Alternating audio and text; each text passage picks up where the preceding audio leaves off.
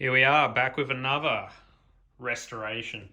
So this is the Luxman LV-105u. You saw the previous video where we fixed the filament rectifier and changed the capacitor.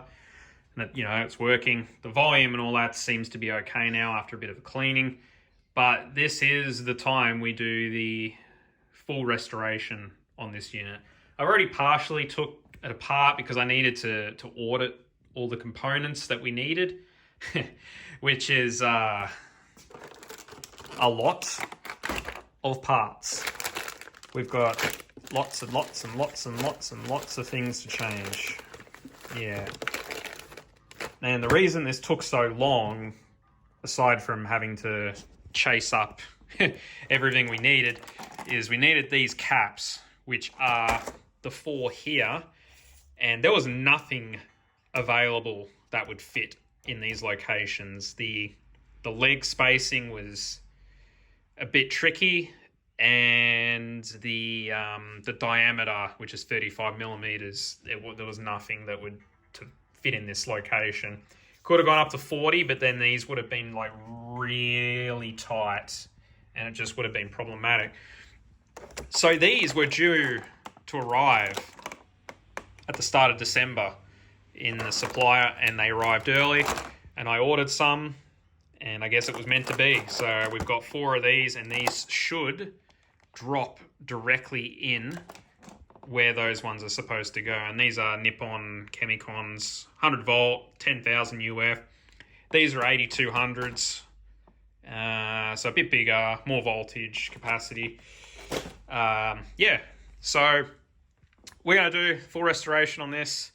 We're going to be doing this one in sections, I think, because there's a lot of work to be done on this unit, and the last video was already long enough when we did the 103. So yeah, we're going to start with the output section again, and then we're going to pull out the main board.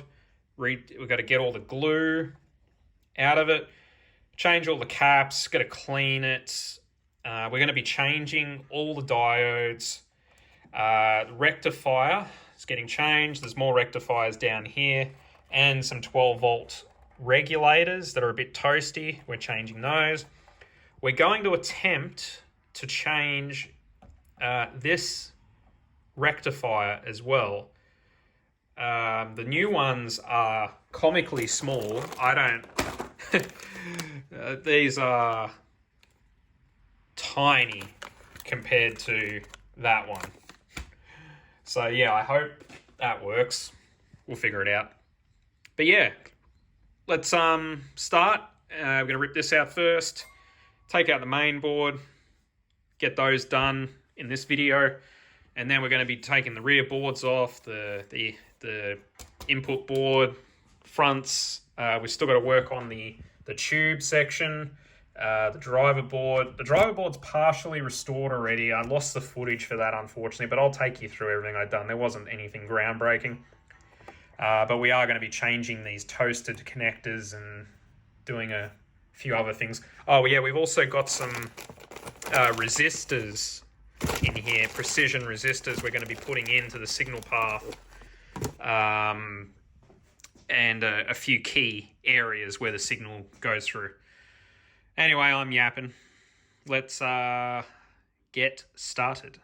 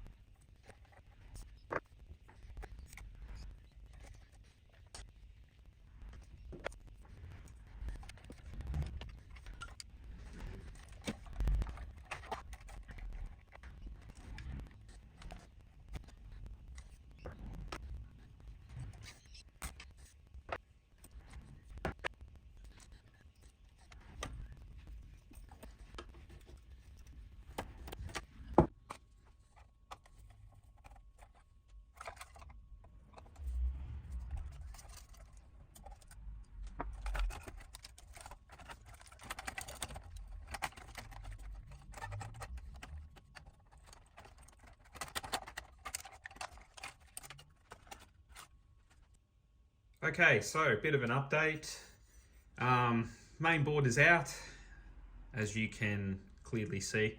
I've labelled all the wiring, just to be sure, but it is a nice little touch that all the connectors have labelling on them, just in case it gets rubbed off in cleaning or something. I just added an extra layer of protection. All of these connectors, these 3-pin connectors, are identical, so you've got to be very careful there, otherwise you could plug them in the wrong spots. The output section is all done, so we can put that aside until we come back to it. Now, yeah, got the main board out, doing a bit of looking around. Now, we're going to be taking out the big filter caps first, just to take some weight off the board and give me a bit more clearance and get rid of this glue as well. Now, I've already taken out one cap just as a test to see what I am in for. Now, all these legs are very thick gauge and they're folded over, so they are tricky to remove because you basically got to heat them while straightening them out and try not to damage the board, which sometimes happens, sometimes you get away with it. This one was okay. Now, the replacement caps, these ones are a fit, so I got my measurements correct, which is fantastic. If I can get it to drop in there. There you go. So yeah, quite a bit smaller, even though they're more capacity and higher voltage. So yeah, capacitor tech has definitely come a long way. But I was just doing some testing with these caps, and a little interesting. So we got the old one. I've got one of the old ones here. Got a capacitor tester. So this old one tests at, these are always good, 7700, very good ESR. So these caps are fine. There's no real reason to replace them. This is more of, I'm doing a full rebuild and I'm going to change them. I've never really seen capacitors like this go bad. But the interesting part is these new ones.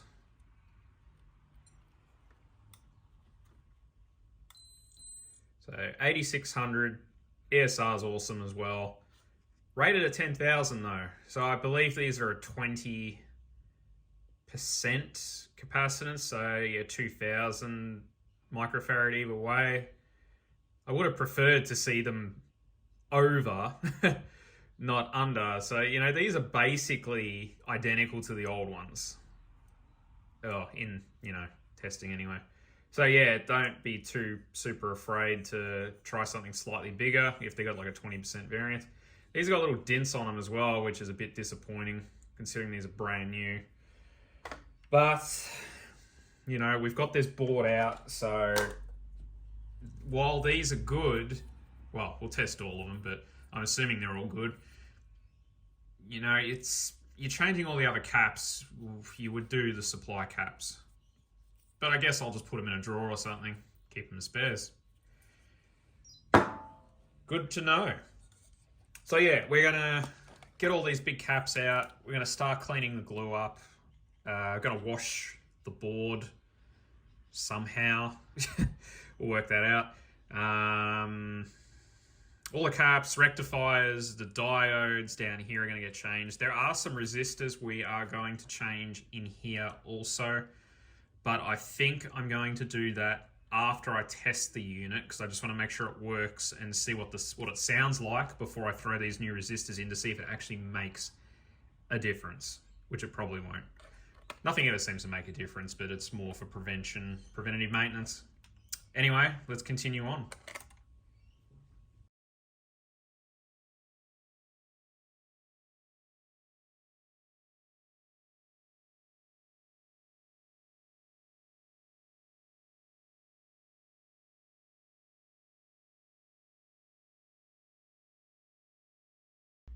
All right, just doing a bit of testing, cleaning up the glue.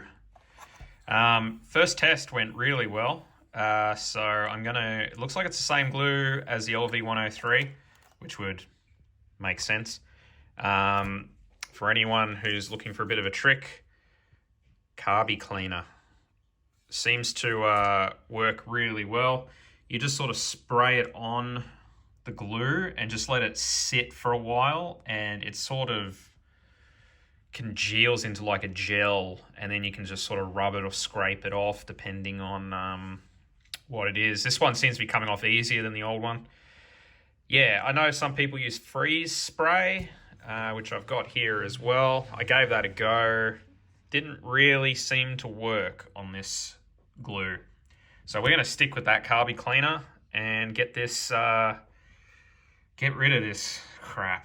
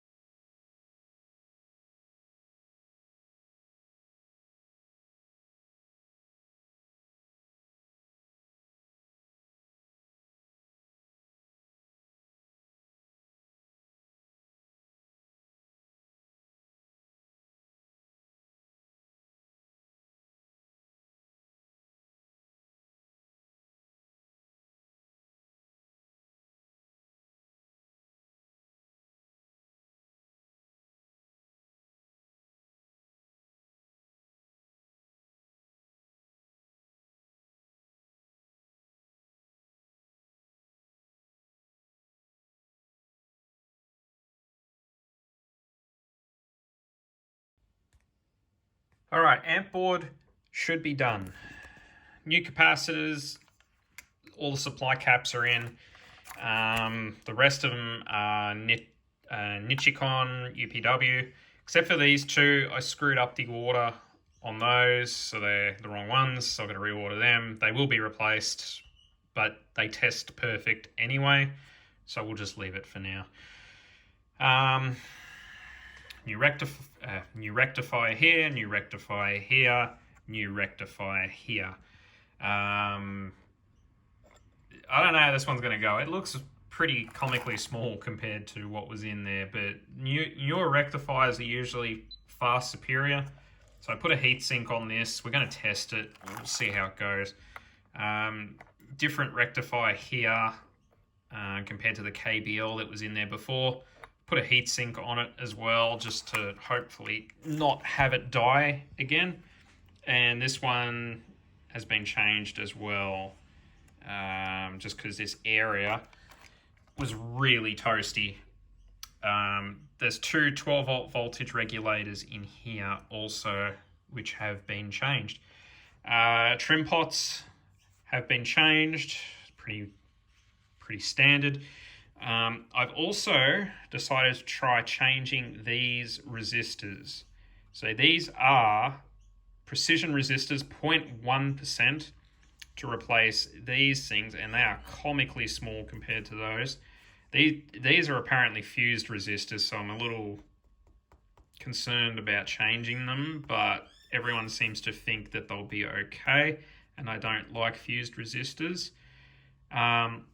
Yeah, so those are insanely precise compared to these, and the reason that I'm changing them is because they are directly in the signal path going into the MOSFET, the final MOSFET stage. So yeah, there's one there, one there, one there, one there, one there, and that's it. So probably going to change these binding posts at some point, but we're going to just put it back in for now and make sure this thing actually still works, because I usually like to change one part at a time, but because of the glue and everything in this board, you don't get that luxury. You've got to gut it so you can clean it all in one hit and then repopulate it again. So I took a lot of photos. Hopefully it didn't screw anything up, but we'll find out. I'm just going to throw this back in, no time lapse or anything, and we'll fire the amp up and no smoke, hopefully. Let's do it. Okay, we are up and running. No magic smoke. It is alive. Came out of protection fine. I've pulled the idle current down a little bit, and yeah, it works. So that's it for part one of this video. I'm going to do a bit of testing, check temperatures, see how things are going. That rectifier down there is already getting bloody hot, even with a, well, not a great heatsink, but a heatsink on it. So we may need to revisit that one. Stay tuned for part two, where we're going to do this board over here. We've got some rear board stuff to do. We've got to go over this driver board on the front and replace the connectors and whatnot. And we've got to do a little bit of work on the tube board and the tone section. I'm not sure if this will be like a 3-parter or a 2-parter. We'll see how we go. Stay tuned for the next video. See ya.